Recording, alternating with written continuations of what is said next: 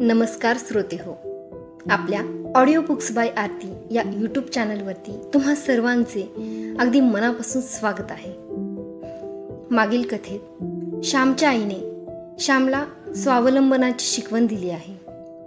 रामरक्षा पाठ करण्याकरता वही बनवण्यापासून ते पाठ करण्यापर्यंत सर्व काही त्याने स्वतः केले. त्यानंतर त्याला झालेला आनंद अवर्णनीय आहे. प्रत्येकाने स्वतः व लहान मुलांना स्वावलंबनाचे महत्त्व जाणून घेतले व जाणून दिले पाहिजे. चला तर मग पुढील कथेस सुरुवात करूया. रात्र 18वी. अळणी भाजी.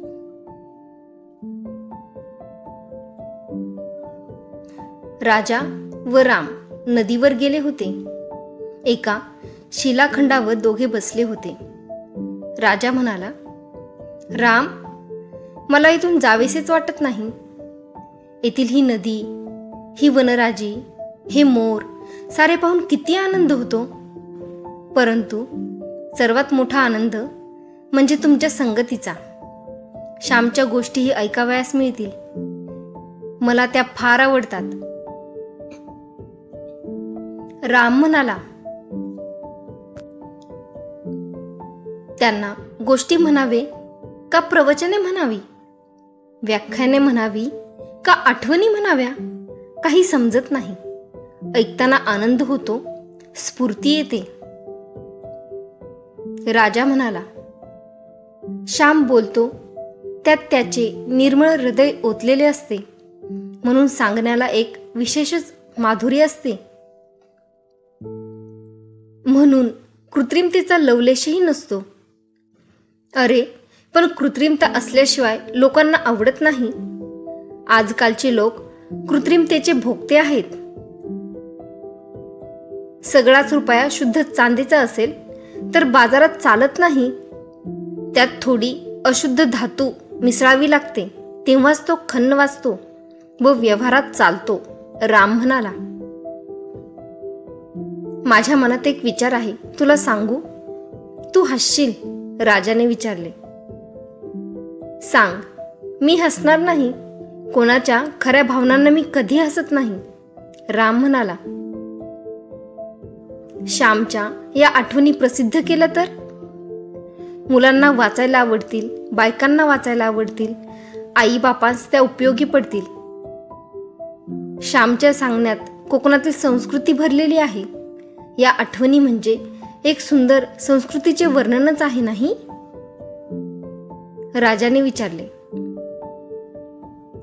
परंतु श्यामला ते आवडणार नाही.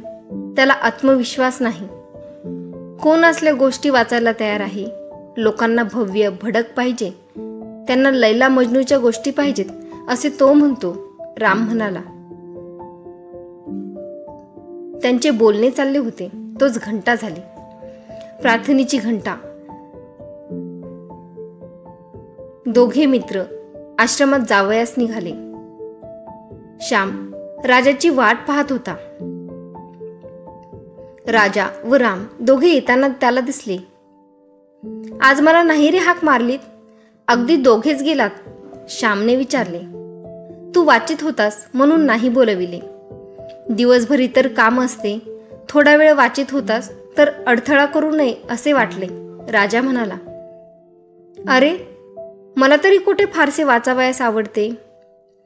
विश्वाचा विशाल ग्रंथ वाचावा, मनुष्याची जीवने वाचावी, हृदये वाचावी, त्यातील सुखदुःखे जाणून घ्यावी, हेच खरे वाचन नाही का? श्याम म्हणाला.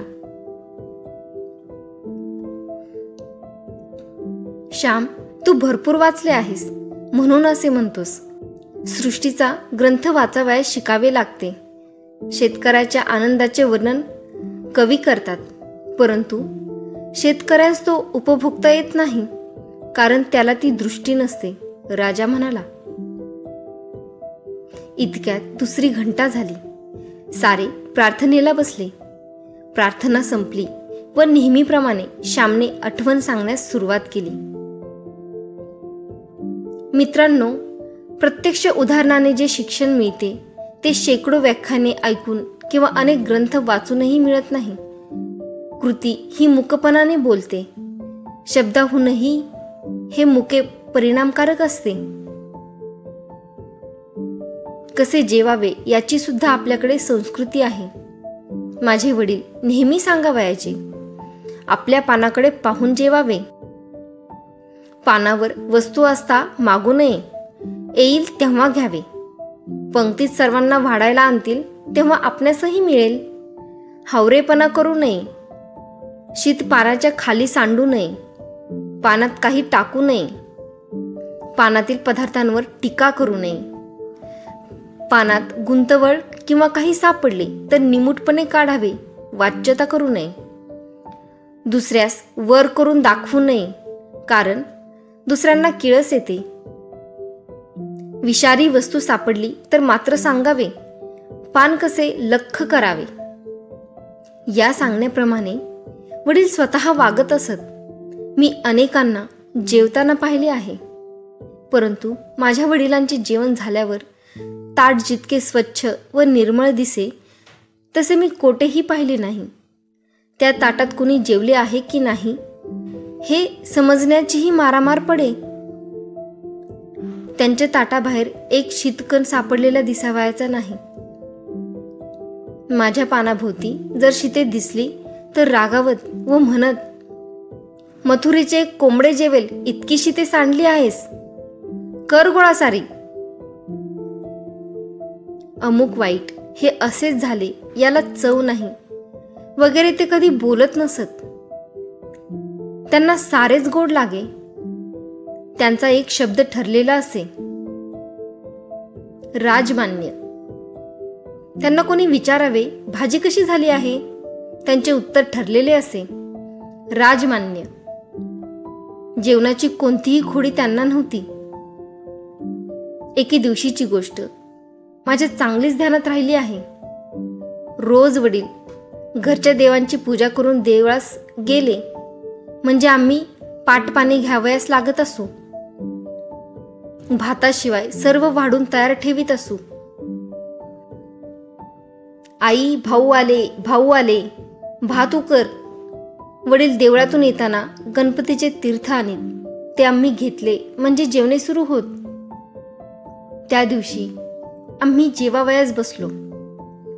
आईने रताळीच्या पाल्याची भाजी केली होती. माझ्या आईला कसलीही भाजी करावयास येत असे. भोपळीचा पाला, भेंडीचा कोवळा कोवळा पाला, सर्वांची ती भाजी करी. ती म्हणावयाची, तिखट मीठ व तेलाची फोडणी दिली की सारे गोड लागते. आणि खरंच गोड लागे. ती करी ते सारेच गोड लागे. जणू तिच्या हातात पाकदेवताच होती. केलेल्या पदार्थात हृदयातील सारी गोडी ओतून तो पदार्थ ती तयार करीत असे. माधुर्याचा सागर सर्वांच्या हृदयात साठवलेलाच आहे. परंतु त्या दिवशी मजा आली. भाजी झाली होती मुळी अळणी.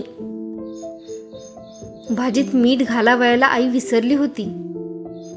कामाच्या भरात राहून गेले घालावयाचे, परंतु वडील बोलेत ना, म्हणून आम्हीही कोणी बोललो नाही. वडिलांचा संयम मात्र दांडगा. जणू आस्वाद व्रतच ते चालवित होते. आईने भाजी वाढावयास आणली म्हणजे म्हणावयाचे, काय फाकडो झाली भाजी. पानातील मीठही त्यांनी भाजीला लावले नाही किंवा जास्त मागितले नाही, कारण आईला संशय आला असता. वडील भाजी खात होते म्हणून आम्हीही थोडी थोडी खात होतो. आम्ही मीठ मागितले नाही. आई मला म्हणाली, तुला नाही का रे आवडली भाजी, खात नाहीस रोजच्या सारखी. मी उत्तर देण्याऐवजी वडील म्हणाले, तो आता इंग्रजी शिकायला लागला ना, त्याला या पालेभाज्या कशा आवडतील. मी म्हटले, असे काही नाही. इंग्रजी शिकून मी वाईट होणार असेन तर शिकूच नका मला, कशाला शिकवता. वडील म्हणाले, अरे तुला राग यावा म्हणून म्हटले हो. तू जरा रागवलास म्हणजे बरे वाटते. याला फणसाची भाजी आवडते होय ना ग. उद्या पाटीलवाडीहून आणीन हो. जून मिळाला तर उकडगरेच करा. आई म्हणाली, आणा हो, पुष्कळ दिवसात फणसाची भाजी केली नाही. बोलणी अशी होत होत आमची जेवणे झाली. वडील ओटीवर गेले व विष्णू सहस्त्रनाम म्हणत शतपावली करू लागले. शतपावली झाल्यावर जानव्यासाठी चातीवर सूत कातीत बसले. खापराची चाती होती. प्रत्येकास सूत कातता आले पाहिजे असा दंडक होता. पसारा आटोपून आई जेवावयास बसली. ती घास घेते व भाजी खाऊन बघते. तो भाजी आळणी, मीठ नाही मुळी तीत. मी जवळच होतो. आई म्हणाली, काय रे श्याम, भाजीत मीठ मुळीच नाही. तुम्ही कोणी बोललेही नाही. श्याम, सांगावे की नाही रे, आळणी कशी रे भाजी खाल्लीत. मी म्हटले, भाऊ बोलले नाहीत म्हणून आम्हीही बोललो नाही. आईला वाईट वाटले. मिठाशिवाय भाजी खाल्ली रे साऱ्यांनी, ती म्हणाली. तिला रुखरुख लागली. ती पुन्हा म्हणाली, तरीच तू खाल्ली नाहीस, नाहीतर बचकभर भाजी तूच खायचा, निम्मी तूच संपवायचा. तुला गुलामा, भाजी हवी पुष्कळ. माझ्या लक्षात तेव्हाच आले पाहिजे होते, परंतु आता काय बोलून. आपली मोठी चूक झाली असे आईला वाटले. जी वस्तू दुसऱ्याला करून द्यावयाची ती चांगली करून द्यावी. जो पदार्थ करून द्यावयाचा तो चांगला करून द्यावा. मग भाजी असो की काहीही असो. आपण आळणी भाजी वाढली, हैगय केली, निष्काळजीपणा केला, कामात दक्षता ठेवली नाही, हे बरे झाले नाही असे आईला वाटले. तिला रुखरुख लागली. बरे, आईला वाईट वाटू नये म्हणून वडील बोलले नाहीत. इतक्या खटपटीने चुलीजवळ धुरात बसून स्वयंपाक केला, तो गोड करून खावा, त्यात दोष पाहू नये. स्वयंपाक करणाऱ्याचे मन दुखवू नये ही वडिलांची दृष्टी.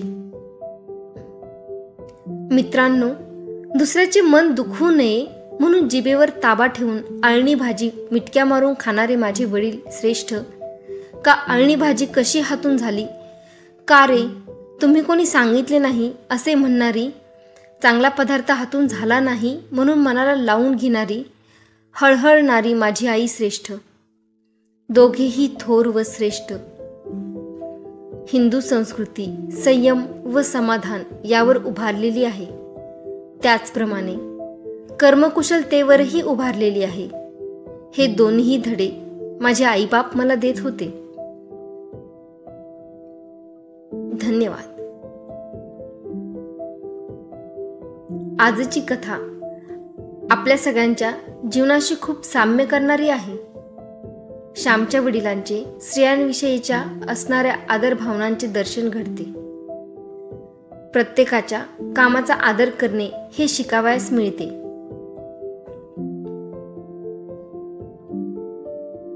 तुर्तास इथेच थांबते. अशाच नवनवीन कथांचा आनंद घेण्यासाठी चॅनलला सबस्क्राईब करा. आपला अभिप्राय मला नक्की कळवा. भेटूया पुढील भागात. थँक्यू.